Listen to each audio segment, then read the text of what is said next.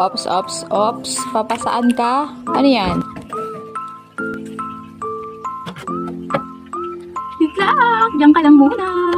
Ibababad kita dyan ng 1 oras, okay? Tignan natin kung anong nangyari si after an hour.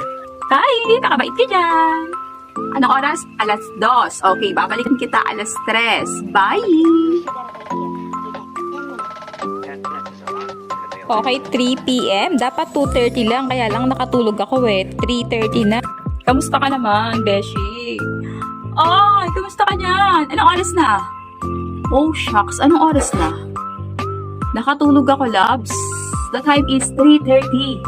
Iniwan natin siya dito sa ref, sa freezer ng 2, eksaktong 2:00. So, ngayon is 3:30 na. Nakatulog ako, Sanda. I'm so sorry. Function pa rin. Ganang-gana pa rin. Wait lang ha. May isa pa akong task sa'yo. Ito yung task number 1 mo. Okay? Proceed to the task number 2.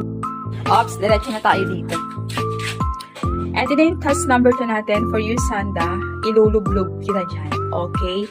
Nang 1 oras again. So, it means kukunin kita ng 4:30. Okay? Okay, katulad ng iba mong mga kapatid na naidublog na natin dito, it's your turn naman na mag-swimming. Bye! Yeah! Bye, Sanda! Pakabait ka dyan!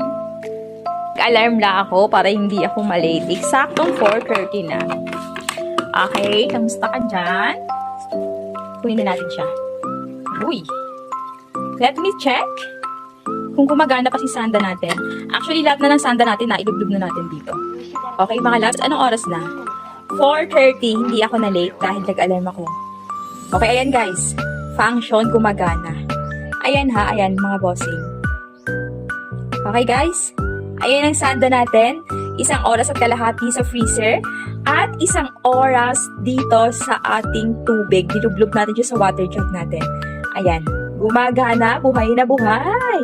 Kuya, in fairness ang pogi ng Sanda na to ha. Boss, nasa yellow basket to. I-check niyo na sa basket ko. Okay? Bye!